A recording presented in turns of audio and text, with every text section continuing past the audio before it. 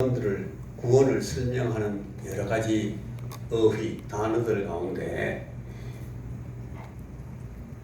하나님이 우리를 부르셨다, 부르신다 하는 그런 이 어휘가 있어요. 하나님이 우리를 부르셨다.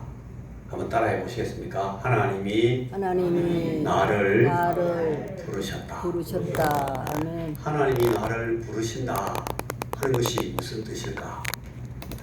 하나님의 부르심, 이 바울 사도가 구원을 쭉 우리에게 하나님께서 주시는 구원에 대해서 설명하시면서 하나님이 우리를 불렀다, 그렇게 설명하는 부분이 있어요. 간단한 말로 보이는데 이 하나님이 나를 부르셨다 하는 이 부르신다 하는 것의 말의 뜻이 굉장히 중요하고 깊습니다. 방금 우리가 읽었던 하나님 말씀, 그 고린도전서 성경 1장 제일 위에 1절을 한번 보시면, 여러분 성경 그 1절을 보시겠습니까?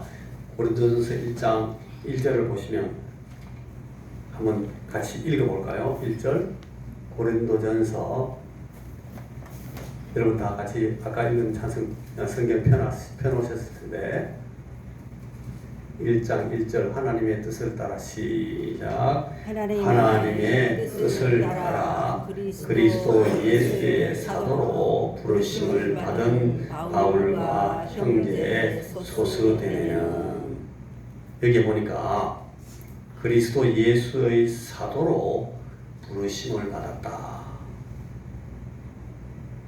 자, 어떤 사람이 하나님을 만나서 하나님을 알게 된 과정, 그리고 하나님이 어떤 일을 주셔가지고 그 일을 시켜 보내신 그 일이 어떻게 진행됐는가를 설명하는 그 간결한 그 속에 그 설명이 거기 나와 있어요. 바울이 그렇게 말합니다. 바울이라는 사람이 그분이 나를 부르셔서 나는 그분을 만나게 됐다. 바울이 그렇다. 그 다음에 바울의 형제 소스데네가 그렇다. 그렇게 설명을 해놨어요. 바울은 어떤 사람인지 여러분 우리가 잘 알잖아요. 바울이 하나님을 찾아갔습니까? 바울이 예수님을 막 찾아가서 예수님 내 좀 만나 주십시오, 그렇게 했습니까? 바울이 어떻게 예수님을 만나게 됩니까? 예? 예수님이 불렀어.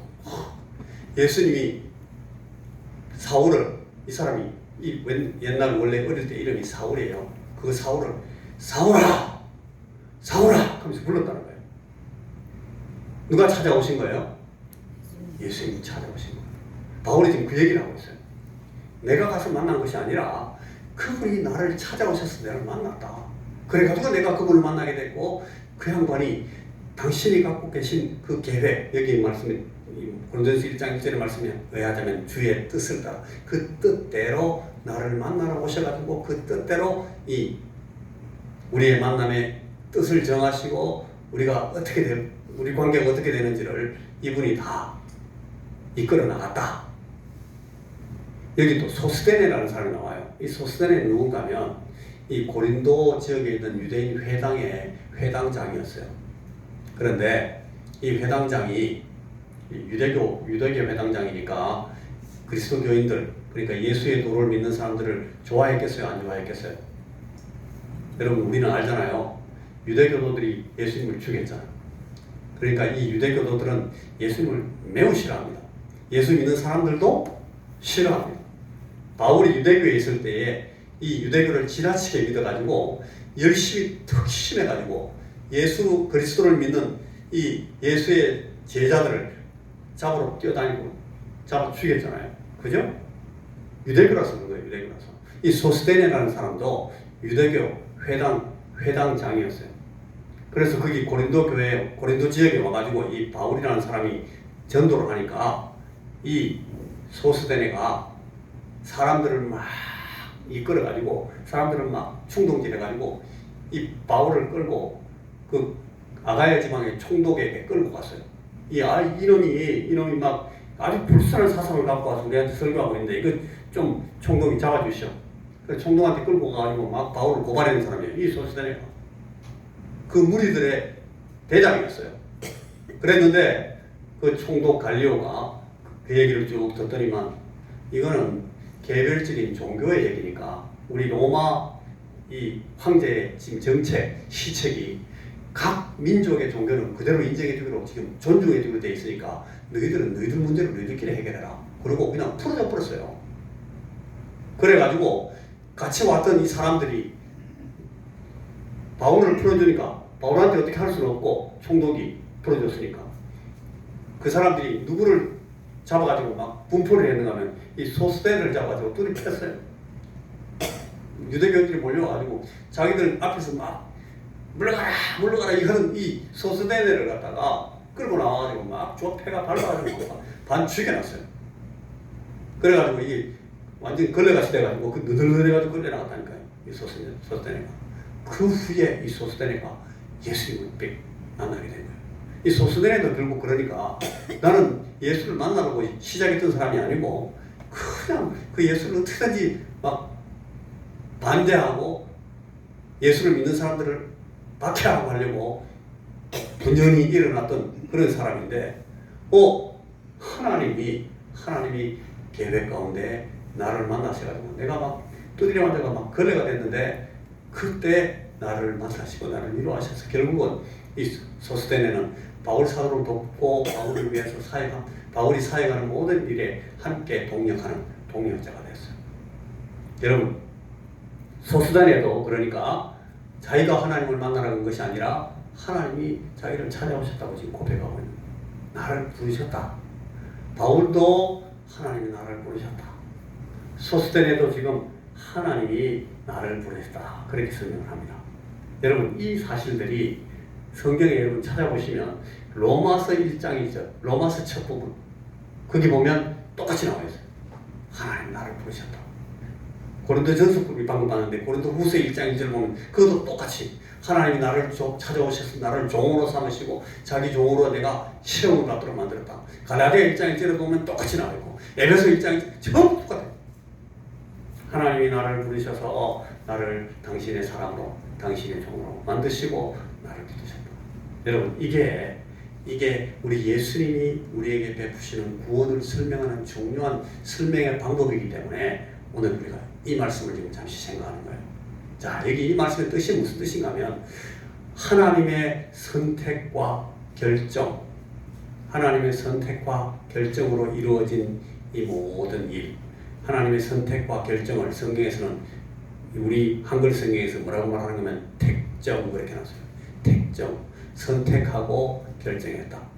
하나님의 택정으로 이루어진 이 모든 일에 나는 다만 그대로 하나님이 주도하신 이 부르심, 그 부르심을 듣고 순종하고 대답하고 이 부르심이 명령하는 대로 복종해서 보냄을 받고 어떤 사명을 주시는 그 사명을 수용하고 해가지고 나는 지금 그분의 뜻을 그대로 따라오는 하나님의 종이 되는데 지금 그 사실을 내가 여러분들에게 지금 그대로 설명해 주려고 합니다. 라고 말하는 것이 방금 우리가 읽었던 거 고린도전서 1장 1절 이하의 말씀 뜻이에요. 하나님의 선택과 결정으로 이루어진 이 모든 일에 나는 다만 그대로 순종하고 이 부르심이 명하는 대로 복종해서 사도가 되었으므로 나는 지금 그분의 뜻을 여러분들에게도 그대로 전달해 주려고 합니다. 라고 이 바울은 모든 자기 서신에 제일 첫머리에 써놨어요. 바울 서신의 첫머리에 전부 똑같은 표현을 조금씩 달라도 뜻은 다 똑같습니다. 이 바울이 밝히 설명하고 싶은 것, 증언하고 싶은 내용이 뭔가 하면 자신이 하나님의 은혜를 입어서 막 자기는 예수를 쳐 죽이려고 하는 이 핍박자였지만 오히려 용서함을 받고 받아들여지고 사명을 받아서 하나님의 종 사도가 되었는데 하나님의 은혜를 입어서 사도가 됐는데 이거하고 똑같이 완전히 동일한 형식, 동일한 방법, 동일한 의미로서 우리 각 사람, 각 그리스도인들은 구원의 생명을 얻고 하나님 나라를 확보하게 된다. 그렇게 바울이 설명하는 거예요. 자, 제가 드린 말씀 다 이해했습니까? 바울은 자기가 하나님을 찾아간 것이 아니라 하나님이 자기를 불러서 하나님의 부르심을 받아서 자기가 하나님 앞에 끄벅끄벅 가가지고 하나님 앞에 순종하니까 하나님께서 자기를 사도로 삼으셨다. 하나님이 전부 이 모든 일들을 계획하시고 주도하셨다. 그런데 그거하고 똑같은 완전히 동일한 형식, 동일한 방법, 동일한 의미로서 우리 각 그리스도인들, 우리 각 사람들, 여기 있는 모든 사람들, 저를 포함해서 우리 모두가 똑같은 방법으로 구원의 생명을 얻고 하나님 나라를 확보하게 됐다 라고 바울은 설명하는 것입니다. 그런데 이 사실을 아는 것이 우리에게 왜 중요할까? 우리에게 이 사실을 아는 것이 왜 중요한가요? 이것은 우리에게서 두 가지를 완전히 없애주기 때문에 그래요. 이 두 가지를 없애주기 때문에 이게 중요해요. 뭘 없애는가 하면 첫째, 따라해 보십시오. 자랑할 것이 절대 없다. 자랑할 것이 절대 없다. 자랑할 것이 절대 없다. 자랑할 것이 절대 없다. 하나님이 택정하시고 부르셔서 우리에게 구원을 주셨기 때문에 내가 구원받은 거 가지고 자랑할 게 없다는 거예요. 우리가 가서 막 애를 써가지고 막 뺏어가지고 막 어떻게 만들었으면 내가 힘써가지고 애써서 이거 했어 내가 그렇게 할 수 있는데 그냥 하나님이 나를 택정하시고 내게 구원을 주시기로 작정하시고 내게 은혜를 주셨으니까 그걸 받은 우리가 자랑할 수 있어요 없어요? 자랑할 게 아무도 없다는 거예요. 이게 하나님이 부르셨다는 것이 첫째 뜻이에요. 하나님 우리를 부르셨다 하는 것의 첫째 의미는 자랑할 거 없다 그 뜻입니다. 둘째 하나님이 우리를 택정하시고 나를 부르셨다 하는 것이 둘째 뜻은 뭔가 하면 내가 아주 부족하고 한심해도 절대로 중도에 탈락할 염려는 없다 그 뜻입니다. 중도 탈락은 없다. 따라해 보십시오. 중도 탈락은 없다. 중도 탈락은 없다. 중도 탈락은 없다. 중도 탈락은 없다. 우리가 하나님의 구원하시는 은혜를 입으셔서 부르심을 받았기 때문에 내가 달라진 것도 아니고 근데 이만큼 내가 이 수준이 되면 하나님 내게 주십시오. 그렇게 하나님하고 조건을 단 것도 없어요. 그냥 하나님께서 나를 부르시고 땡기시기 때문에 땡겨왔는데 내가 하나님이 또 땡겨보니까 이게 말이 안 되네 이거 버리고 이렇게 하나님은 그렇게 안 하신다는 거예요. 하나님은 당신이 부르신 우리를 하나님께서 주시고자 하시는 은혜를 그냥 막 입히시는 분이시기 때문에 불러놓고 중간에 틱 던지는 건 없다는 거예요. 그러니까 하나님이 나를 부르셨다는 것의 첫째 뜻은 자랑할 것이 절대 없다는 것이고 둘째는 중도 탈락은 없다는 것이에요. 이 두 가지 때문에 하나님이 우리를 부르셨다라고 바울이 계속합니다. 여러분, 자, 우리의 구원은 하나님이 부르심에 의해서 주어진 거예요. 우리가 하나님의 자녀가 되고 하나님께서 우리에게 주시는 새 생명을 얻게 된 것은 하나님이 우리를 부르심에 의해서 이루어졌다는 거예요. 그러니까 첫째는 우리가 구원받은 것 때문에 자랑할 거 아무것도 없어요. 바울이 그래서 늘 그래. 나는 십자가 외에는 자랑할 것이 아무것도 없다. 십자가는 뭐예요? 맞아 죽는 게 십자가인데 그게 어떻게 자랑이에요? 그런데 자랑하려고 찾다 보면 결국은 겨우 십자가 그거 내가 이 십자가를 만났다는 그게 자랑이 나는 거예요. 그거 외에는 나는 자랑할 게 아무것도 없어. 왜? 그가 부르셨으니까 첫째. 둘째, 그러니까 주님께서 나를 부르시기 때문에 부르신 그분이 책임 다 지신다 했기 때문에 나는 그냥 끌려왔어. 불러서 그냥 예 하고 왔으니까 불러놓고 보니까 이 무시 안 됐다 니 가 이렇게 안 하시는 거다 주님은. 그러니까 중도 탈락은 없다는 거예요. 그래서 우리가 하나님의 은혜를 받고 또 하나님께서 우리에게 주시는 구원의 은혜를 힘입는 그 일에 중간에 낙심할 일도 없어졌다는 거예요. 하나님이 부르셨다 하는 것의 뜻은 바로 그런 뜻입니다. 우리가 중도에 탈락해서 낙심할 일은 없다. 자, 여러분, 우리의 구원은 그런 것입니다. 여러분, 우리가 하나님 앞에 받은 은혜는 이런 것입니다. 아무리 그냥 막 주는 거라도 계속 막 졸고 있으면 그게 뭔지 모릅니다. 여기 지금도 막 졸고 계신 분들 계신데, 자, 일어나세요. 굉장히 중요한 얘기하고 있는데 잠시만 정신 차리시고 듣고 나서 좀 이따 나가서 주무십시오. 자, 그래서 우리가 자랑할 것이 없는 사람들이 되었기 때문에 우리가 할 수 있는 일이 뭔가 하면, 자, 자랑할 것 없는 사람들이 할 수 있는 게 세 가지가 있어요. 첫째 따라해 보십시오. 감사.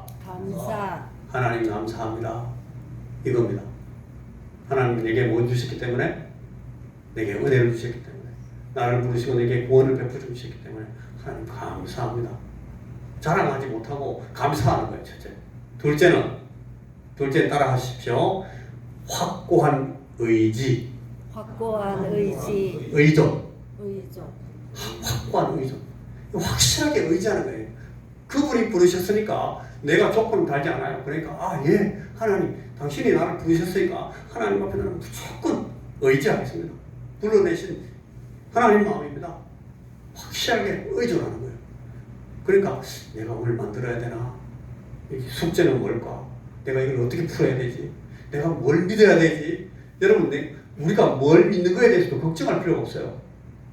내가 뭘 믿어야 될까? 나는 안 믿어져요. 우리 집사님 한번 늘 말씀하시잖아요.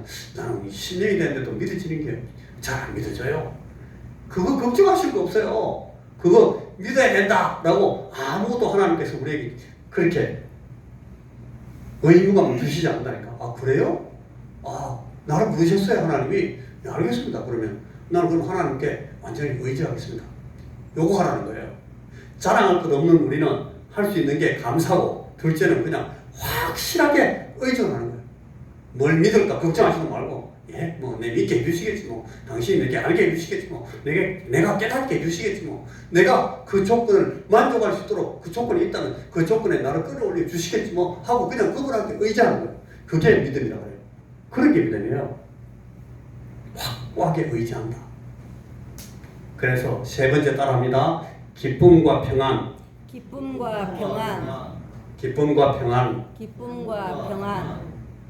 기쁨과 평안을 누리는 태도. 한 번 더 따라해주세요. 기쁨과 평안을 누리는 태도. 우리가 받은 그 구원 때문에 감사하고, 그 다음에는 확실하게 예, 알겠습니다. 그러면 다 맡길게요. 의존하고, 세 번째는 그것 때문에 이제 됐다. 마음 편하게 기뻐하면서 그걸 그냥 누리라는 거예요. 이게 부르심의 뜻입니다. 하나님이 나를 부르셨다. 우리에게 부르시고 은혜를 베푸셨다. 우리에게 부르셔서 우리에게 구원을 주신다 하는 것의 결과적인 뜻이 이 세 가지예요. 나는 감사하면 되는구나. 나는 다 맡기면 되는구나. 하나님이 이제 책임진다니까 알아서 하세요. 맡기고, 세 번째는 마음 편안한 거예요. 다 됐다. 그게 우리 부르심을 받은 사람들이 할 수 있는, 해야 되는 일이다 하는 겁니다. 자, 그래가지고 방금 우리가 들은 그 내용을 가지고 한번 오늘 본문을 다시 한번 읽어봅니다. 자, 26절. 고린도전서 1장 26절. 방금 들은 그 내용을 가지고 한번 읽어보는 거예요. 여기에 형제들아 너희를 부르심을 보라. 바울이 그렇게 말하면서 너희들에게 얘기를 해요. 그 너희가 누구예요 지금은? 우리 그죠? 나예요, 나. 형제들아 너를 부르심을 봐라. 바울이 그렇게 말하고 있는 거예요. 그러면서 육체를 따라 지혜로운 자가 많지 아니하며 너희들이었기 때문에 너희들 가운데 많지 않다 이렇게 말하는데, 딱 너라고 말하면 너는 지혜롭지 않다 그 뜻이에요. 너는 지혜롭지 않다. 능한 자가 많지 아니하면 너는 큰 능력이 있는 사람 아니다 그 뜻이에요. 또 문벌 좋은 자가 많지 아니하도다. 이 말은 무슨 말이냐면 너는 문벌이 없어. 너는 대단히 아주 탁월한 그런 지식의 배경을 가진 사람이 아니야 라고 지금 바울이 말하고 있는 거예요. 27절에 그러나 하나님께서 세상에 미련한 것들을 택하사. 네가 미련하다 그 뜻이에요. 우리는 미련한 사람들입니다. 하나님께서 세상에 미련한 나를 택하셨다 그런 뜻이에요. 지혜 있는 자를 부끄럽게 하려 하시고, 난 미련한 나를 가지고 세상에 지혜롭다라고 자랑하는 사람들을 하나님께서 부끄럽게 만드실 거래요. 나를 가지고. 또 세상에 약한 것. 누가 약하다는 거예요? 내가. 네가 너는 참 약한 자야. 너는 세상에 약한 자지만 너를 택하셔서 하나님이 강한 것들을 부끄럽게 하려 하신다. 이게 하나님의 계획이고 하나님이 우리를 부르신 뜻이에요. 그리고 세 번째 보니까 28절에 하나님께서 세상에 천한 것들과 네가 천하다 그 뜻입니다. 멸시받는 것, 너는 멸시받는다. 없는 것들, 너는 없는 자라. 그러나 세상에 천한 것, 멸시받는 것, 없는 것이 너를 택하셔서 있는 것들을 폐하려 하신다. 하나님이 그런 계획을 가지셨다. 그래서 너를 부르셨다 하는 거예요. 그래서 자 29절 다 같이 읽습니다. 이는 시작. 이는 아무 육체도 하나님 앞에서 자랑하지 못하게 하려 하시니라. 이 아무 육체가 누구를 말하는 거예요? 너를 말하는 거예요. 너를. 이는 너로 하여금 하나님 앞에서 자랑하지 못하게 하려고 이렇게 하셨다. 이 하나님 말씀이 굉장히 복잡한 말씀인 줄 알았는데 그런 말씀이 아닙니다. 아주 간단한 말씀입니다. 자, 제가 한번 이 말씀을 다시 한번 읽어드릴게요. 누구야. 사실은 우리 개인의 이름을 넣어야 됩니다. 은퇴가 너를 부르심을 봐라. 너는 육체를 따라 지혜로운 자가 아니며 능한 자가 아니며 문벌 좋은 자가 아니로다. 그러나 하나님께서 세상에 미련한 너를 택하사 지혜 있는 자들을 부끄럽게 하려 하시고, 그런 뜻이에요. 세상에 약한 너를 택하사 강한 것들을 부끄럽게 하려 하시며, 하나님께서 세상에 천한 것들과 멸시받는 것들과 없는 것들인 너를 택하사 있는 것들을 폐하려 하시나니 이는 너로 하여금 결단코 하나님 앞에서 자랑하지 못하게. 요거 다른 말로 바꾸면, 아까 우리가 설명했던 말로 바꾸면 자랑하지 못하게 하는 말은 낙심하지 못하게 하는 것과 똑같은 말이에요. 자랑하는 사람이 낙심합니다. 자랑할 것이 없는 사람은 낙심도 안 해요. 자, 하나님 앞에서 낙심하지도 못하게 하려 하십니다. 이게 이 말씀의 직역한 내용입니다. 여러분, 이 말씀의 뜻을 아시겠습니까? 하나님이 우리를 왜 부르셨는가? 하나님 나라를 부르셔서 하시고 싶어하는 일이 무엇인가? 하나님이 우리를 불러주셨습니다. 이 말은 하나님이 우리에게 구원과 은혜를 누리기에 필요한 모든 것을 준비하셨다 하는 것입니다. 그리하여 우리는 하나님의 부르심을 받아 하나님 나라를 유업으로 소유하게 된 하나님 나라의 백성입니다. 이 은혜로우신 부르심을 믿고 감사하는 내게 마침내, 어쩌면 잠깐 후에 완전한 하나님 나라가 주어질 것을 바라보고 기대합니다. 그걸 기다립니다. 그리고 하나님 앞에 이 사실을 감사합니다. 이것이 우리의 귀중한 믿음의 한 국면입니다. 하나님이 우리를 부르셨다 하는 것이 귀중한 뜻입니다. 오늘 이 말씀이 우리의 마음에 깊이 박혀지기를 바랍니다. 하나님이 나를 부르셨다. 그리고 나는 하나님 앞에 자랑할 것이 없다. 그리고 하나님은 나를 중도 탈락시킬 분이 아니시기 때문에 나는 낙심할 것도 없다. 하나님이 나를 부르셨다.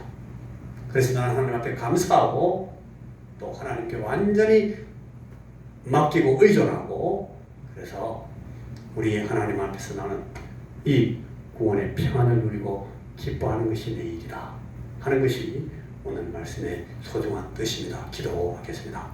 아버지 하나님, 우리에게 이 귀중한 사실을 깊이 깨닫게 하시고 우리가 감사함으로 하나님 앞에 나와서 주님을 온전히 의뢰하고 의존하고 의지하게 하시고, 그리하여 우리 하나님께서 우리에게 주신 평안과 기쁨이 우리의 마음을 넘치게 사로잡도록 항상 우리 안에 성령께서 역사하여 주시옵소서. 아멘. 우리를 불러주신 하나님 감사합니다. 예수님 이름으로 기도하옵나이다.